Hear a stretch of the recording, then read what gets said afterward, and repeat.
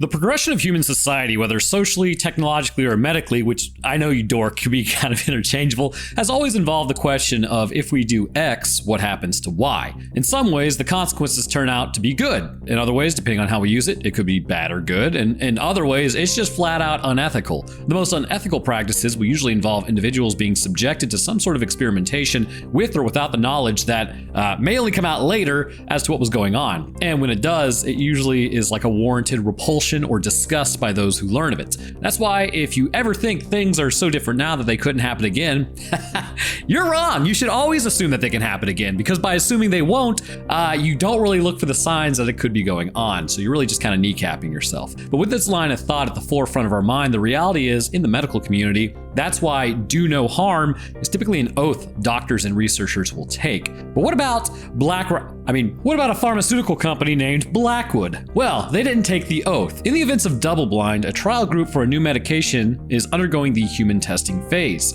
As they pop their doses, they begin to realize that at first they're just having difficulty sleeping. But as the neurotransmitters in their brains spiral down into a runaway cascade, their brains begin swelling as they are essentially told, your brain meat is on fire. So what exactly is happening neurologically, and what ultimately induces the seizures that we see? Well, let's discuss that in today's episode covering double-blind.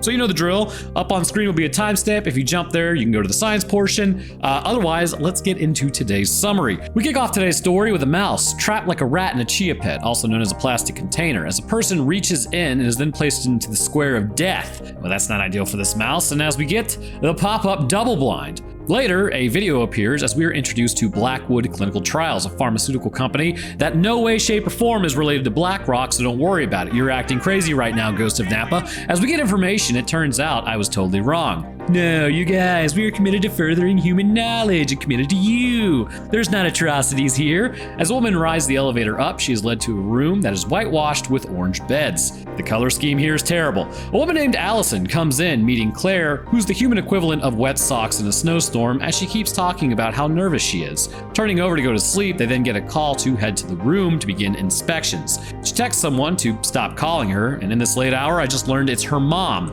And there's enough Australians and Europeans that watch my channel. It's not mum, it's mom. Anyways, just figured I'd point that out. They're given the rundown. Dose of the super awake time medication begins at 25 milligrams before rising to 85 milligrams at the end of the trial. It's a fairly low dose, so they don't expect there will be any issues, but given that it's entering the human trial phase, the human body is one giant mass of chemical reactions, so it's actually really hard to tell exactly how that's going to turn out. That's why things like pediatricians exist versus just regular doctors, because even the chemical reactions of pre-puberty versus post-puberty, completely different. Therefore, medications will behave way differently amongst that group. Even like, okay, you know what? So basically, the biggest thing, it isn't just body mass, it's actual literal chemical reactions in your body. It's different from when you were a youngling to when you are an adult. So even if you were to give them, say, like, I don't know, a quarter of the ibuprofen because body mass size, it should be good. The reality, and that's not saying you shouldn't give younglings ibuprofen, but it's just, in general, medications will behave differently because of the actual amount of the chemicals located in your body, or in what capacity your body can actually metabolize it. It's all very fun. Anyways, it's really hard to tell how it's going to turn out with any medication that's completely new. And given the complete lack of ethics later, I am certain they at least tried this in vitro first to test for any issues. Probably not. Anyways, it appears as though these are regulars, though, as they ask if they get to decide what floor they get to be on. Taking the medications, it's nothing but crapping your brains out and a generalized headache that persists all day. Yeehaw! Heading to lunch? This looks more like a prison scenario. They talk about a test last year where they would pay you 50,000 euros to stop your heart, or in freedom currency, $58,232. Chuck that in the S&P 500 in 30 years, it's a huge part of your retirement. One woman looks at them, who I am assuming is the head researcher, as then she leads everyone out. Running their test, they then take her vitals as they run through the standard tests to figure out how she's doing. And I gotta tell you, Claire is wholly unlikable so far. Allison McFriendly comes in to show her a picture of her cat, which is just normal stuff, talking about her tattoo. Claire continues to be a turd in the punch bowl, as then she sits up and tells her to shut up, but instead throws up. Maybe that's why your relationship didn't work out, because you're just kind of lame. So that's not exactly true. Moms sort of suck too in this capacity, but I see where she gets it from. Yes, we all have struggles in life. Stop taking it out on other people. she's no Amy, but she's like 3 steps from becoming an Amy. And if that makes no sense to you, well, you should go watch my The Ruins episode to see how much ire I have towards cowardice and general douchebaggery towards friends. Walking out, another guy is also having issues with the trial. He's a med student, allegedly, and he applied to do this trial to show that he's a team player. Couldn't be me. That is not great thinking. Look, I get it. Some people will do like trials and testing. We need those people, obviously. I don't trust it. So going to sleep that night, she's having these same dreams I have, as then she sees just a brain flashing in her head. Getting up, Allison is gone for some reason, and walking into the creepy hallways of doom, she finds one door in particular as she opens it and finds everyone just kind of standing there in a sewing circle as they turn around and look at her. They intentionally didn't invite her to the brain enlargement circle because she sucks. It's 3:30 in the morning as nobody can sleep. They discuss what exactly is going on with them, and I'm curious as to where the doctor's staff is for nighttime observation. Also, have you ever wondered why you stay awake, or not stay awake, but you wake up at like 3:30? If you're a normal human being and you go to bed at like 9 or 10, which, yes, that's considered to be relatively normal. I also remember being a teenager in my 20s as well. I wasn't a teenager in my 20s, but I was a teenager at one point, and then I was also in my 20s at one point, and I could stay up till like 4 in the morning. Not in my 30s. I go to bed at like 9:30. It's amazing. Anyways, humans back in the day, obviously during the winter, the sun goes down at like 5 o'clock in most places. Obviously, it's, higher northern latitudes. It's going to be different. But the point is that it's really hard to sleep from, 5 p.m. to 8 a.m. So you would kind of sleep in 2 cycles, the first sleep and then the second sleep. It's all common throughout history that people would just wake up and then kind of hang out for a little while. This is why there were so many kids back in the day, because, well, what are you going to do from like 1 a.m. to 4 a.m.? You know what you're going to do. So the point is that it's actually kind of normal for us to wake up at 3:30. It's kind of ingrained within our biology. So they call it the witching hour. It's probably more in line with just we would wake up because we've been asleep for so long. So anyways, as nobody can sleep, everyone is starting to become relatively unresponsive concerning pupil constriction, which would indicate neurological changes, which would actually, to any medical professional who is worth their weight in salt, would be quite alarming. They haven't slept in 30 hours, which is really bad for your body, but you can sleep better by blocking out sounds. And you can block out those sounds with today's sponsor. But first, this episode is sponsored by Raycon. Go to buyraycon.com/Roanoke to get 20% off the fan favorite Everyday Earbuds Classic. Look, we've all been there. You're at the gym, lifting, and the guy squatting the bar on the Smith machine about 20 feet away is absolutely shrieking. It's annoying and distracting. But now with the return of the classic Everyday Earbuds model, it is the perfect way to tune out all the noise and tune into something great.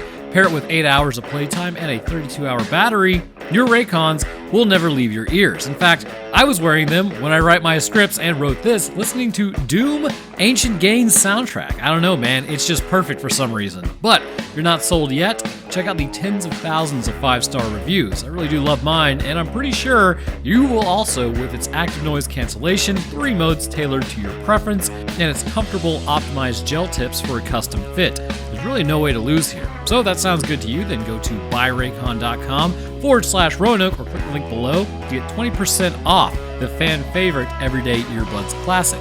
Playing through chess, Claire continues to be annoying as she helps herself to McFriendly's drawings, as she then says, Allison's like, oh, I'm into Paul, so Claire intervenes and almost blows up Allison's spot. Seriously, Claire, shut up. So back at the office, the doctor calls saying they are all experiencing brain inflammation, requesting information on the drug dosage, and if it's correct, it's a double-blind study. So the rep on the phone cannot give out information. Double-blind studies basically mean the testing subjects don't know what it is, and the actual researchers don't know what it is, so it can't skew any of the information. However, the growth in the brain was extremely alarming, as the woman on the phone suggests, well, it was over a few hours, so there's really nothing to worry about. Okay. Well, first off, yes, there is. Encephalitis can absolutely be deadly and lead to permanent brain damage if not managed immediately. The second you saw the brain enlarging, The trial is over. The medication has failed. You need to go to the hospital. So the rep, however, is apparently a giga doctor or something who could just heal by simple touch alone, as then she's informed, actually, these scans were inside of the same scan time. That's how fast the brain was enlarging. She then is cut off by the senior researcher, asking the doctor to repeat what she just said. Back at the French mice exhibit, the Friendster then talks about how the mice could fall in love if they just weren't stuck in those cages. Allison asks why Claire is behaving this way. Now, Allison, it's because Claire sucks. Also, huge shout out to mice. A lot of our medical tech has been advanced through work with specifically mice. We should be grateful for these little creatures because a lot have to be lost along the way for us to figure out anything. So the next day, the staff informs everyone that they are now trying to figure out how long everyone can stay awake instead, which we already know this information. The longest recorded time of ever being awake was 11 days and 25 minutes before the guy died, which we're going to talk about all that in the science portion, so don't you worry your pretty striped head. Conducting the brain scans, Claire starts freaking out as her brain gets scanned. She starts having flashbacks to being stuck in a room as she begins panicking. Back at their room, McFriendly continues to try to be Claire's friend with, it's like, no shot, just let her suffer by herself, telling her to play Tetris in her head to calm herself down. It allegedly will ground her as then she goes through the Tetris theme. Claire finally removes the stick and it's now, the third night? One guy then says this cannot be good for them as their dosage is upped the next day. Bonus payments are being offered at the end if they stay on, which will be around 30,000 euros each. Motivated by that, they then take their medication as they all start dancing. Kind of burning through that energy there, aren't you? Of course, they don't know what's going to happen if they fall asleep, so Claire has the stick then reinserted at this point as she won't join everyone else at the party, as Allison finally gets her to stop being, like, you know that one guy at a party? Nobody really knows why he got invited, but he's just in the corner, like, aura farming, but everyone actually thinks he's just a weirdo? Yes. That's right, I can relate to the youth, but that's basically what Claire is. So jumping around, like, have you actually ever pulled an all-nighter before? I don't know about you, but it goes just beyond the brain. Your meat suit gets incredibly depleted. Now imagine doing that for like 4 days. As she starts dancing around, all of a sudden she gets tired and starts yawning. As one other guy begins yawning as well. Actually, I was writing this, I did yawn also. The next day, everyone is tired. The researcher attempts to tell the board that their immune systems are going absolutely haywire due to this, which, oh man, there's gonna be so much to talk about in the science portion. Everyone talks about what they will do with the money as Claire begins fading over there. Super mega best friend, who will definitely survive this movie, then wakes her up asking what she will do with her money. S&P 500. Papa Roanoke advice time. All right, 30k euro is about 35k USD, so quick maths. Let's assume that you take that 35k at the usual rate of return with the S&P 500 at around 9%. You put it in, and then you just leave it alone for 30 years for retirement. Without doing anything, you will now have $654,196 or 559,069 euros. Just saying. Claire mentions how it's easy come, easy go. Yeah, I guess you could burn through it if you'd like. Which, okay. So Allison mentions being friends as Claire says she doesn't see them hanging out after this and asks if she has any real friends. Claire, you are a straight up douche and I hate you. This clearly hurts McEnemy's feelings at this point, which I guess emotional instability should be expected at this point due to the neuronal dysregulation, but still, keep it together. Meanwhile, med student listens in on the researchers arguing as on the computer he goes and checks their scans and brother, it ain't looking great. This concerns him as he finds a thumb drive and then copies that information. Back in the break room, the TV goes out as Claire goes and checks on Allison sitting in a chair alone. Trying to wake her up, she is out as blood then drips from her eyes and nose. Wow, she just wanted to be your friend and that's the last thing she did in this world. You should probably feel bad, Claire, because you're terrible. So Allison then starts convulsing and seizing as then she's down for the count, and this is not ideal news for the rest of the group. The lead researcher just witnessed this as a security breach is enacted. Everyone begins running to escape the lockdown. The lead researcher then gets caught in the door. Clearly have never saw Indiana Jones. Not once? You didn't know to slide through there, not just like, well, let me turn, I'm stabbed. Idiot. So anyways, the rest of the group then pulls her back as her intestines are pulled out, and then she dies on the floor. Yeah, an abdominal aorta dissection kind of will do that in like no time flat. So the med student arrives to find out what happened as he tells them to stay awake. He informs them that if they fall asleep, they will all die. The brains have been pushed into overdrive, and if the brain shuts down at this point, they will flatline. Blackwood now runs a video about being safe and safety and how they love them. We're family here, just sign right here saying you won't sue. The lockdown cannot be overridden, so they have to stay awake at this point for 24 hours. Finding smelling salts, they have 5 only per person. Finding amphetamines, the med student then tells them not to take any stimulants whatsoever. Their brain chemistry is totally screwed right now, but if they can just get out, they need to be put on immunosuppressants and maybe, have a nice medical coma as a treat. Any uppers at this point will further tax their brains and absolutely lead to their end. So now it becomes about staying alive by staying awake. Doing the interviews to hold Blackwood accountable, I feel like they're just gonna have people waiting outside to take you out. One guy mentions how 50 million would actually make him feel whole again, which, okay, unitologist. As med student begins conducting tests on Claire to see how they can remove that stick, she looks at Allison, realizing that she's actually a huge tool, not Allison, Claire. This we call growth. Anyways, med student then goes to the computer and checks her brainwaves, which immediately begin going off the charts, which is actually happening to his brain as well.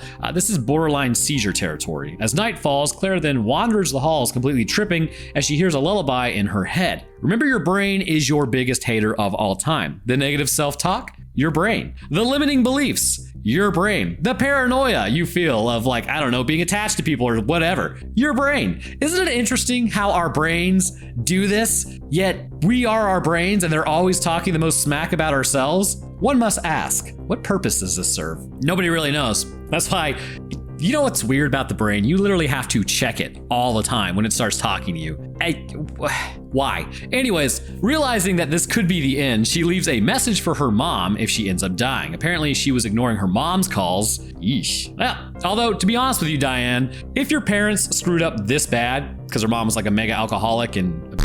Ooh, can I say that? I don't know. Greg, you're gonna have to get rid of that ABU word. Like, I just know that's how YouTube does this, so you leave this part in. People know I talk to you. Anyways, my advice here was, if your parents screw up that bad, you're not technically required to fix things, even if they do work on themselves. It's just really, how's it gonna make you feel? So releasing the mice, it goes back to its cage, and we are now at 16 hours until the lockdown is done. The 50 million euro man is freaking out at this point, wanting more smelling salts. He tells them they're all cracking up. Now we all know where this is going. Med student is also spiraling, as in the background he's beginning to hallucinate as he tells himself just keep working and stay focused. Meanwhile, hallucinations for everyone else are starting to kick in as Claire starts working through some crap about a door and a light. Almost falling asleep, she's then awoken by Marcus as she asks how he's handling it so well. He responds, well, when life sucks, you just sort of keep going as long as you got control over your meat suit. The meat suit part is me. Checking the files on the computer, Claire then looks at her profile and what they had written about her. Basically, they agree with me. She sucks.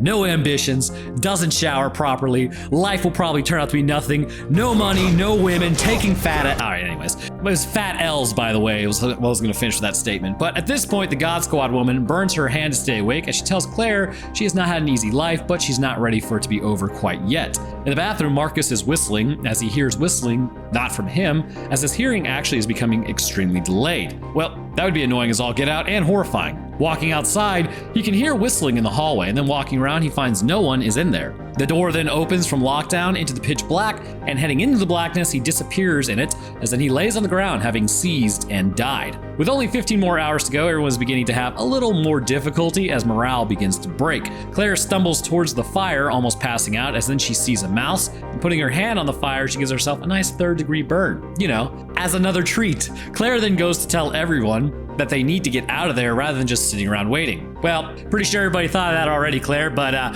what do you propose? All they need to do is break through a concrete wall. Okay. So taking shifts, they begin attempting to break through the concrete to get out of there. Have you ever worked out after being up for only 24 hours? It's quite difficult. Paul then says they look like they are almost out, as in they find just metal plates on the back side of the concrete. Claire then says they should just try another wall as she goes to talk to the med student. 50 million euro man then asks how med student even knows that they couldn't get through. They begin to think maybe he's in on it. They think he's not on the drug at all. He just kind of looks like that. Claire now goes to talk to the med student as she calls out to him, but he's kind of zoning out hardcore. Mentioning he hasn't been honest, he then hands her a note which explains everything, which why not just tell her? Sitting down, he says he caused the lockdown as he took information which then triggered it, which I mean was kind of an accident. He then lays down to go to sleep as Claire wakes him back up. She starts asking is there anything they can do for their overheating brain. His plan?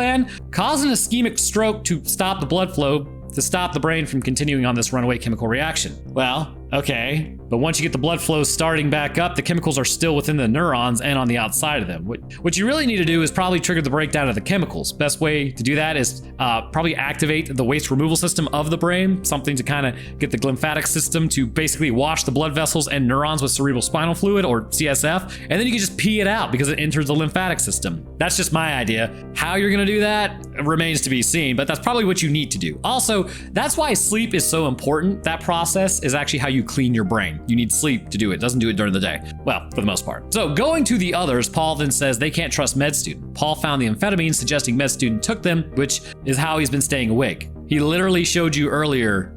Okay, go off, brother. The power then shuts off as they look for a way to get it turned back on, as then he tells her to close her eyes, but she's hallucinating as she hears voices from her mother in her head. Hearing her name, she then turns around and sees herself with a bloody face, as then she gets the power back on, but Paul passed out in the dark. Waking him up, they then head to the clinic as med student enters the room. Nobody trusts him at this point, and they ask if he's been taking uppers. Well, his brain didn't explode yet, so I'm gonna probably say no. $50 million Euro man then comes in as they tie him to a pipe.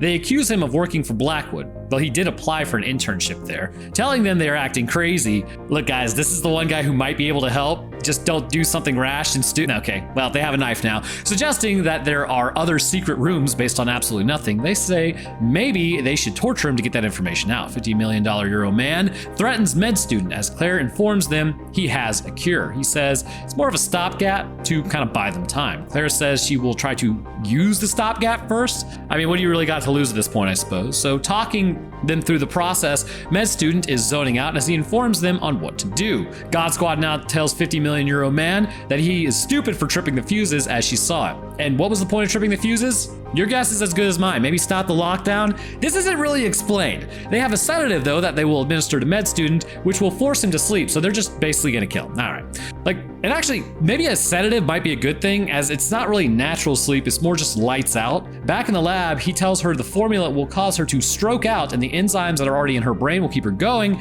probably. So it should bring her back, or it'll kill her instantly. Tough call. He informs her that he was brought on because he's focused and a med student, and she was brought on because she's expendable and she sucks. Finishing the chemical compound, God Squad then gets the sedative ready as she sees her own body drop down. Seeing the devil, she is completely done so, as then they go to give her the shot, but she flatlines out before it has a chance to hit. The chemical that they have been working on also falls and breaks all over the floor. You know what?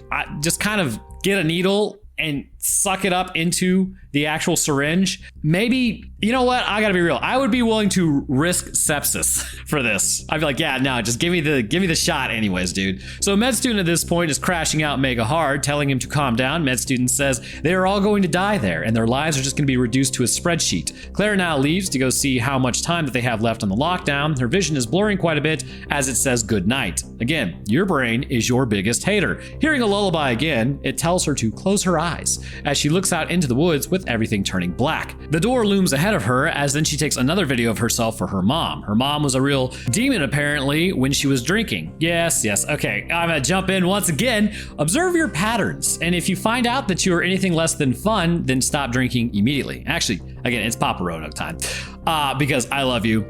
In like a weird non-parasocial way. If you are the type of person that wakes up with regrets, or you said something or did something drinking that you didn't really like, that's typically an early warning sign that you either need to pull back hard on the drinking for a while or just completely stop. It's pretty insidious what alcohol does. For some, it's really not an issue, but it can present as an issue with certain drinks. Like me, for instance, on tequila, I'm an absolute blast. Same with beer and champagne. Over the years, though, I've learned to avoid whiskey and vodka because it ruins my good time. Some people, they can't drink at all because it'll ruin their good time. So remember the early warning signs and make better choices based on that. Dropping the smelling salts, Claire then falls down as she can't reach it, as then she's lifted upwards, clearly having fallen asleep. Swimming towards the smelling salts, I'm not really sure it works like that, but she reaches out as she grabs it and brings herself back to. Feeling the wall, this one feels hollow, as then she taps on it, there is a secret room room behind it. Breaking through the wall, they enter the secret lab. It's an autopsy room. Finding a door, they then enter and see daylight on the other side. Med student, meanwhile, is struggling to not feel it, Mr. Krabs. He hallucinates the lead researcher on the other side of him. She begins talking to him about what's going on. Ah, yes, dysregulation of the corpus callosum, and then scolds him for giving up and not taking control of the group as it tells him about the knife next to him. 50 million euro man then apologizes to God Squad over there as he takes the note out of her pocket. The note mentions the lockdown as Paul and Claire are excited to get out. Paul says they can just get out of there as 50 million euro man finds the note that med student wrote. Rhymed just in time. Hearing med student scream, 50 million euro man is starting to zone out as he kind of forgets what he was doing. He's, oh yeah. Approaching med student, he then goes after his eyes first as med student is able to break free with 50 million euro man, getting his carotid stabbed before med student just starts going goblin mode on him, taking him out. I mean, I'm gonna be real here. At this point, I'm kind of on med student's side. I'm sure that's about to change. And change it does as he goes after Claire and Paul. Paul, being a coward, locks Claire out as med student then grabs Claire, who smacks her funny bone into the MRI panel. It's never as funny as it feels. Luckily, the MRI machine then starts up and gets the knife away from med student. Stainless steel knives are actually magnetic, by the way, at least some of them. Paul retreats to the elevator, heading up, making a recording as he does. And as the elevator allegedly ascends, the walls become extremely hot. Oh, yes, autopsy room. It was an incinerator, not an elevator. Well, that was incredibly stupid, I suppose. So Grant, I mean, he's not exactly playing with a full deck of cards at this point. Med student now reclaims the knife, but he ain't looking so hot either. Claire, armed with some scissors, then sits down as everyone just sort of starts winding down as med student then passes out. The lockdown ends, waking him back up as the door opens to blinding white lights. Yeah, you died for sure. Getting up, he's approached at the opening as then he heads in and finds a security team. He asks if this is real, and they are armed. Ah, dude, I totally knew it. And then pop the med student, taking him out, as they head in to clear the whole area. Searching the rooms, Claire then hides as they do a really poor job of clearing corners. As she runs, she then finds another participant in body bags, or at least everybody else, as then she enters one of the bags and hides. Now all you gotta do is not fall asleep in that dark bag. As everyone is then thrown to the back of the van, she starts falling asleep using her flashlight. Oh God, what in the sweet Mary mother... What is that thing? Anyways, McFriendly, is that you? She starts humming the Tetris theme to soothe herself because that would be horrifying because she is not alone in that body bag. Exiting the not so fun time bag, they then crash the van after seeing her because apparently these chads were on high alert. I mean, I get it would be startling, but wouldn't it make more sense to just push the brakes? Speaking of brakes, she then breaks out of the van because it's crashed now, as then she stumbles off. Now you just gotta get to the hospital on 1% health, or just lay down. Okay, so as her vision goes to black, we get an update on Blackwood, and they were cleared of any wrongdoing. The lead researcher was accused of running a rogue trial, and Blackwood apparently had no idea about it. Of course, you know, there would be no paperwork of where the medication come from, or how she would have even been running a rogue trial by herself. No phone calls, no communicate. This is so, like, no, dude, no. Yeah, of course, you know, you just pay off the correct people, I suppose. Anyways, and thus concludes Double Blind. Also, Claire survived, which seems like a definite hole in their plan here, right? They know that she would be alive. Anyways, now, thus concludes Double Blind.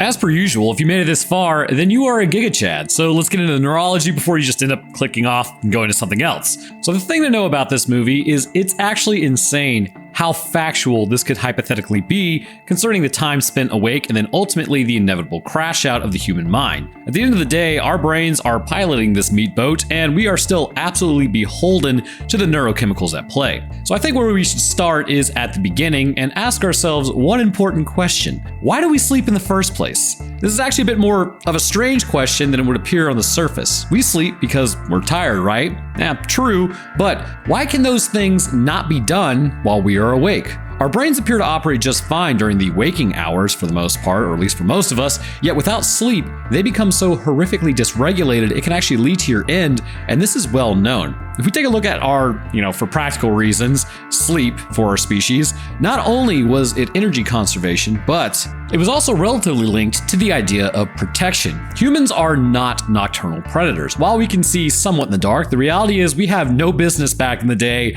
being out there with saber-toothed or short-faced bears, like stumbling around in the dark looking for food. So we would retreat to caves or other areas for protection while we shut down for the night. I actually have a conspiracy theory that snoring is as prevalent as it is, because actually there were those that would snore in caves, which sounds like growling, which would actually keep out animals, or at least other larger animals, as they would surmise it must be occupied by something fairly large, and whatever was in there, they just didn't want to mess with it. The concept of sleep relating to specifically protection and energy conservation is also seen in many other animals, actually virtually all animals. Every animal sleeps, no matter if they are an apex predator or a field mouse. It's sort of like yawning. Why do we do it? Well, we're still not 100% sure as to why we yawn, and also why if somebody is socially closer to us that we know yawns, we are more likely to also yawn than like a complete stranger. And even watching your pets yawn will make you yawn. In fact, talking about yawning, if you guys have a parasocial relationship with me, might make you yawn. Anyhow, it's clear though that during this downtime, the body of really any animal begins to double up on the work being done in order to help itself. Perhaps it could just be as simple as an idea that the body knew sleep would be coming at some point, and so it put off specific processes until sleep came. And this could help to explain the buildup of neurotransmitters and waste products in the brain while being awake. But I can hear you asking now, well, Roanoke, how does that work? Well, I'm going to tell you. When you sleep, you aren't just dreaming, and your brain certainly isn't just sitting there. This is essentially when the dishwasher cycle begins of your brain itself. As you enter deep sleep, there exists the aforementioned system in place known as the glymphatic system, not to be confused with the lymphatic system. It starts with a G, although it does come into play like the lymphatic system does at some point. Entering a state of deep sleep, the brain begins cleaning itself with cerebrospinal fluid, and this push of fluid through the brain, it being, clear and quite watery, serves many purposes from support to cooling functions within the brain itself. Which is why if you ever just randomly get like a clear fluid dripping from your nose for almost no apparent reason, or from your ears, if it's coming from your ears, you're probably not going to know it's salty. But if it's coming from your nose, you're probably going to taste salt. You need to go to the hospital because you have a CSF leak. It does actually happen. So as this fluid moves through the brain, this will naturally begin pushing the waste products of the day and the CSF to mix with the interstitial fluids. That is just simply the fluid that fills the space between the neurons. As this fluid moves through, collecting waste products, which we're going to talk about here in a second because it just absolutely beautifully explains why this thing is so biologically possible. Like it's perfect. It will then be directed towards very specific channels that funnel it towards large veins of the brain and then to the nerves itself. From here, it will drain out to the cervical lymph nodes entering the lymphatic system or the bloodstream. At this point, the waste removal cycle of the body begins, which the kidneys then will filter out the waste products to be sent to the bladder. Actually, one of the more interesting aspects of this whole thing is the idea that tau proteins and beta amyloids are then flushed out during this process quite regularly. It is known that when you are younger, you sleep better and longer, but as you age, you actually tend to wake up more often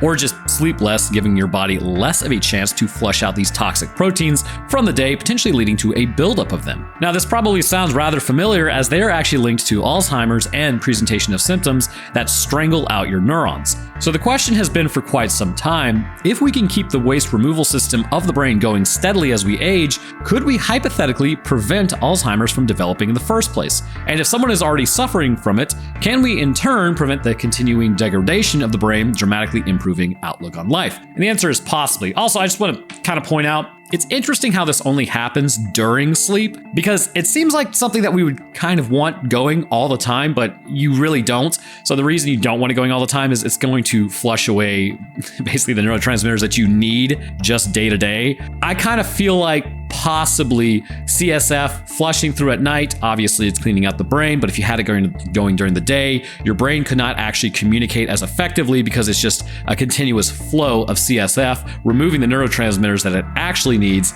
And then on top of that, your body does not make that much cerebrospinal fluid typically. So it's always creating it. It just doesn't have like an infinite supply. So it's one of those things that just can't constantly run.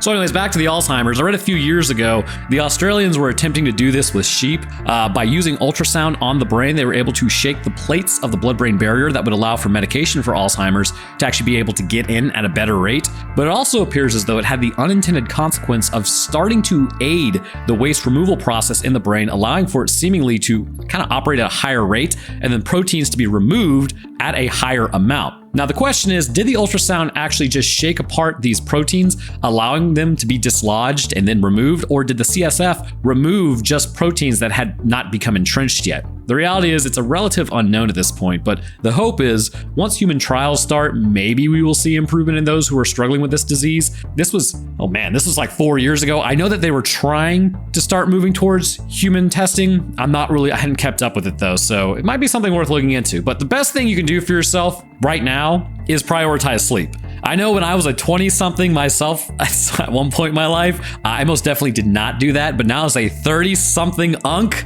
yes, definitely prioritize it. Don't text me after 8 p.m. I'm not answering. I'll see you at 8 a.m. tomorrow.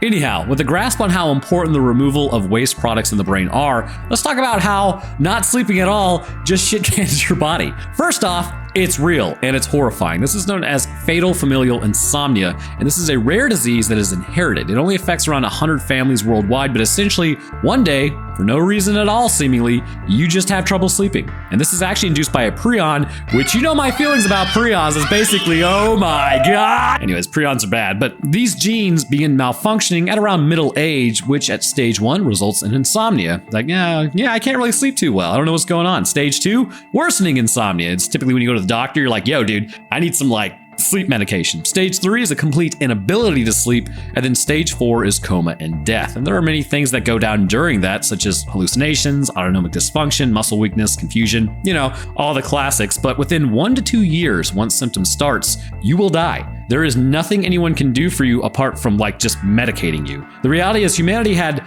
no medication too long ago, and now we are on the cusp of fixing genetic errors to cure a lot more diseases. When we do, this leap medically would be like going from way back in the day when we would just rub cow dung on a wound in the year 1000 BC to taking antibiotics today, except now it would be like taking antibiotics today and then fixing genetic errors. That's how big of a medical leap this will be. Because really, there's just a lot of diseases we can't even touch at this point apart from making the person comfortable as they head towards the inevitable spiral. But fatal familial insomnia almost walks hand in hand with what we are seeing in this movie, just at a much slower way than in Double Blind. So what exactly is building up within the minds of people that causes them to degrade in this way, and how do they ultimately just join team hallucination and flatline out due to a seizure? Well, strap in, because we're about to talk a lot of words, but I'll do my best to explain what their actual purpose is so that you have an understanding as to why your brain is amazing, but once again, it's just your biggest hater.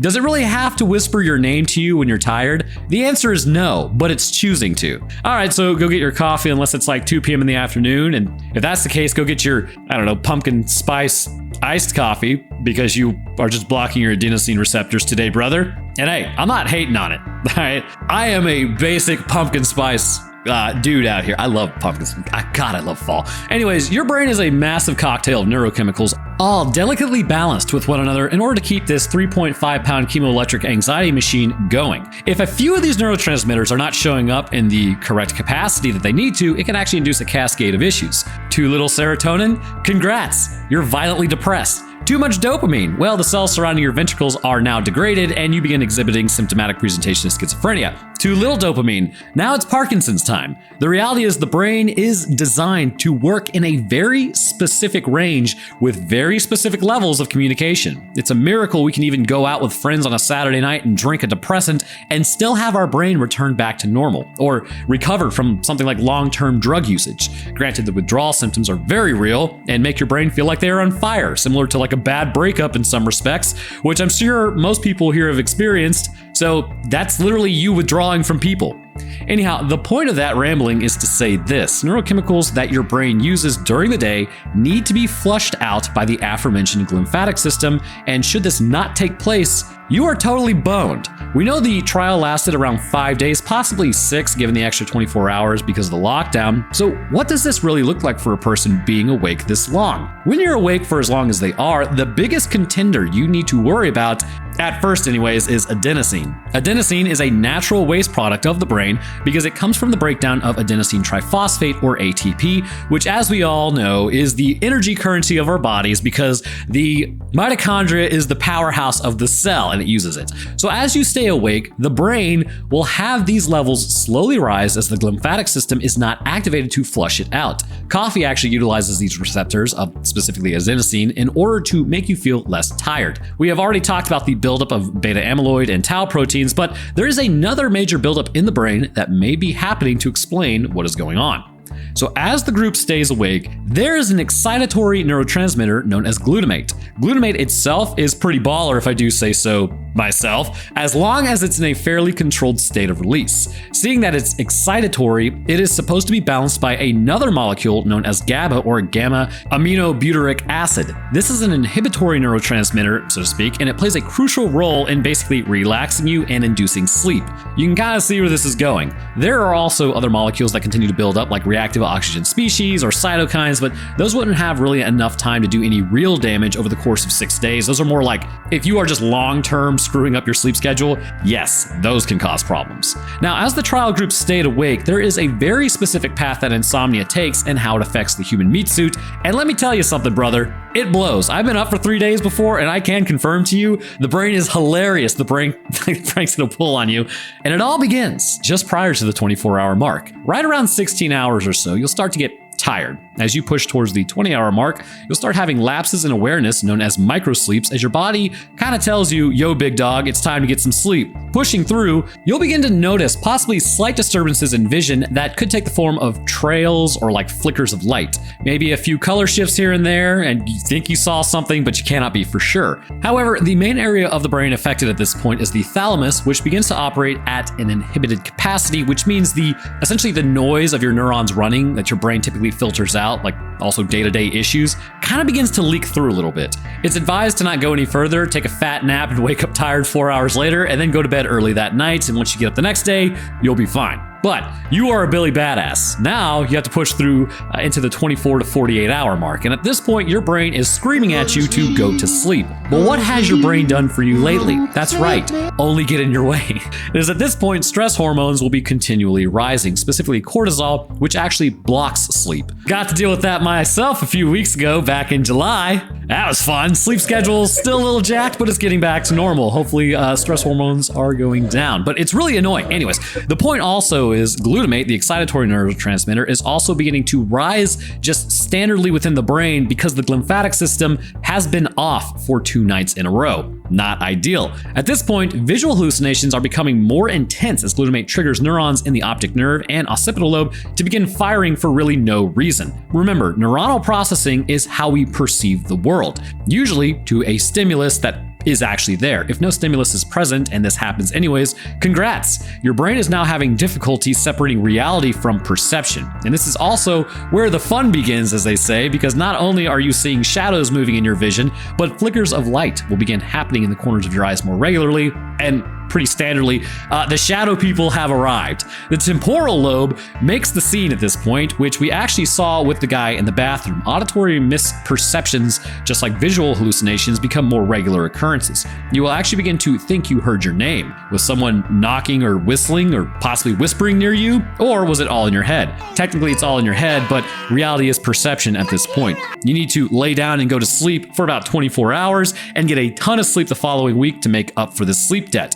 You also begin to feel things that aren't there. You will feel the presence of something touching you or possibly brushing past you. Isn't it interesting that the longer we go without sleep, the more paranormal everything begins to be? Also, it's probably around this point that the Hat Man shows up and he owes me $20. Neurologically speaking, your thalamus is giving up at this point, as well as there are misfirings in the aforementioned lobe, but the main one is the frontal lobe kind of joins in on it's no longer Team You because its own inhibitions weaken. This will induce almost an inability to think clearly as more noise from around you is leaked in. Again, hearing your name, flashes of light, and you begin actually having issues separating like reality from what you're seeing, but you still understand that you're hallucinating. And that's the key. It's at this point you can understand, yeah, I'm seeing things, but it's not real. But then the 48 to 72 hour mark hits, and that's when things actually start getting fairly freaky. No longer are you just seeing flashes of light or hearing whispers. The frontal lobe has given you the middle finger, and it becomes almost completely dysfunctional. The rush of dopamine that you felt around the 24-hour mark, like when they were all dancing and having fun and yay, life is cool, now ebbs and flows to such an extreme degree. Emotional dysfunction is the name of the game. Your brain is actively trying to put you down for a nap at this point, but given it's chemically altered, it can't seem to get the formula correct. It is around this time that complex and vivid hallucinations begin to form. Full faces, people sitting up from tables, forests appearing before your very eyes. It's all just waiting for the taking. Dreams are leaking into your waking reality at this point, and it is now pretty apparent to you that you can just have full-on conversations with the marker in the corner of your room, and some even hallucinate music. But it's not just that. Given that, again, glutamate is continuing to rise the whole time, your sensory neurons begin firing in conjunction with your hallucinations. This being your last line of defense of delineating reality, the hallucinations will feel 100% real, and now you actually don't know anymore like if you're hallucinating or not. Your frontal lobe has given up almost completely in trying to figure out what is real and what isn't. There is just too much neuronal noise from firing due to this glutamate. Past the 72 hours, executive functions completely go out the window. You're no longer able to distinguish reality from perception. People will appear to you, and landscapes are now on the table concerning where you might be. You could hallucinate an entirely different reality. And this is why some people believe we're just a brain in a jar, and their brain is imagining this reality and everybody else. Like, technically speaking, there's really no way for me to know if it's just me on this planet. And even though I know I'm real, there's no way for you to know that I'm actually real, telling you I'm real, because you could just be making it up. The point is, don't think too much about it, but at a certain point, your brain can make almost anything feel real to you. Paranoia and delusions are rampant, stopping any ability to control yourself for very long, which is exactly how the marker works so well from Dead Space. Around this point, your brain has switched into dream mode while actively awake. You are essentially in a state of psychosis, and this is the path the human brain takes. It's not a question of science or testing or like, yes, how long can we keep them awake? It just is. This is what happens, which is why it's interesting Blackwood would want to see the effects. Yeah, well, I mean, it's just stupid, right? It's documented. We already know this. So the question is, however, why is it that those in double blind end up dropping if they fall asleep? Well, I believe it all comes down to two chemicals which are antagonistic to one another: gamma aminobutyric acid and glutamate. To sleep, you need GABA to be in higher amounts, but you don't need your brain to just shut down entirely, so you do need some glutamate present to keep things at a low level function, but still going, I guess the best way to put it. It is at this point, at the end of the study, that the presence of glutamate is so high that the only thing keeping them from seizing is the actual process of using their brain. The idea of like the engine is overheating that Claire brought up is actually a pretty good one, because let's say like the radiator is just low on coolant that is typically there. In this case, I guess the best way to put it is like there's virtually no coolant, or there's such a little amount that it can't properly keep the engine where it needs to be. The only thing keeping the engine cool is the fact that it's still running and air is just being rammed across what little coolant there is to actually cool the engine. Now, in reality, the engine would still overheat, but by using the engine itself to increase speed, more air moves across it, causing the meager amount of coolant to actually cool it. So the issue now becomes, what happens if you stop running at this rate? What happens if you hit a red light and you just sort of idle? Well, the radiator is not as full as it needs to be, so the engine is going to have a complete meltdown. As the person falls asleep, because their brain just has no choice but to, the body would attempt to engage the glymphatic system. As the CFF flows, this would cause glutamate that is there in super, probably toxic amounts to begin bunching up in areas, given that there is so much of it in the system. As it passes some neurons, it would eventually trigger them to begin firing. And this is the beginning of the end. As some of the neurons fire, it would appear as though vivid hallucinations for the individual, or rather an intense dream. The glutamate would then continue to stimulate neurons until it eventually got to the primary motor cortex, or at least the cerebellum. This runaway seizure would present itself in something known as a grand mal seizure or tonic-clonic seizure, induced by the metabolic imbalance of the neurons and the presence of high glutamate in extreme levels. Essentially, it causes such a bad rhythmic contraction in the body that you quite literally cannot breathe, and this can also cause you to enter cardiac arrest. And it appears as though it may cause blood pressure to rise to such an extreme degree that it literally bursts the capillaries. God, I had a British professor. Capillaries, not capillaries. Jeez. Anyways, want me to ruin my brain. So for the most part, they just kind of fall or hit their heads. That's standardly what results in your end, but you can go into cardiac arrest, and it also looks like the blood pressure rises in the person, which then bursts these capillaries. And this is actually how the process works in double blind. Now, you were right to ask. Okay, well, that's weird. But then how do people stay up for 6 days and not automatically have this happen when they sleep? Well, it looks like to me the medication specifically blocks out GABA. What they were trying to accomplish, I think, is pretty clear. The reality is medications like this already exist, and they serve a very real purpose, typically to reverse benzodiazepine overdoses or counteracting the effects of a sedative drug. By developing this medication, it may be just a different variant to target and counteract another type of drug. But the issue was it appears to completely block GABA from being released, and as a result, with only glutamate in the system, as they try to sleep, it induces this grand mal seizure, leading to their end. You can kind of think of it like, and I'm going to date myself here. Let's say, I don't know, you engage in the devil's lettuce, right? That's your thing, whatever. I'm not going to judge you. I drink beer. So remember Spice back in the day? I believe it was called Red Dragon that they would sell. It's kind of like that. It is a synthetic devil's lettuce, we'll call it. So what it really did was it actually screwed up a lot of people's brains. I was stupid in college as well, and may or may not have engaged because it was legal. And basically what happened to me, I was with my friends, and one guy started coughing up white stuff. I don't know, like it's like foamy spit or something. Anyways, he went to sleep. The other guy got up and just went to go lay down. I didn't see him, and it's like I felt like I couldn't move off the couch. And I remember I looked at my other friend. We were watching Gianna De Laurentiis on Food Channel, and he's like, okay, I'm not gonna say my real name. He's like, Roanoke, are we gonna die? I was like, I think so. And because it's like, it had been several hours and we could not get rid of the chemicals that were in our brain. So I fell asleep, and then I woke up and the sky was blue outside. And bear in mind, this was like in the afternoon that we had done this. And I woke up in the same position. The lights were still on. The sky was blue. I was thinking, oh, I guess the sun's going down. No, it was the next day. The sun was coming up. So I was out, I think, for like 16 hours. Anyways, I don't think I've ever been the same since. But the point is that when you take something synthetic and it affects your just natural biochemistry to this extreme degree, a lot of complications can happen because your body isn't equipped to deal with that thing being there. So if they had made this medication to block GABA and then it's just too powerful and it completely blocks all of the production of GABA, you have a severe issue at this point. But the question is, how do we prevent this? Well, as mentioned, possibly ultrasound, or on the other side, administer a massive amount of GABA to disrupt the runaway effects of glutamate building up in the brain. The med student was right. A nice coma,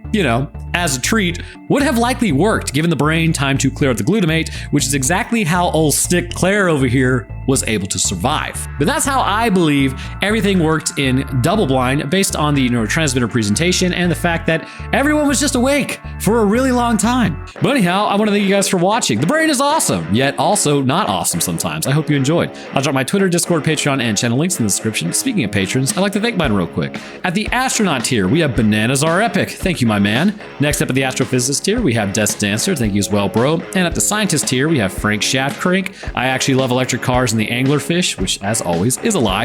Again, electric cars are fine. I don't really care about those. Talk about instant torque, but anglerfish? No. Invictus Echo, Metric System, Official Texan, and Stutz. And to the rest of my patrons, I do appreciate y'all's support as well. The channel cannot run functionally without you guys, and you're absolute ballers. But all right, that's going to do it for me. I hope everyone enjoyed, and we'll see y'all in the next one.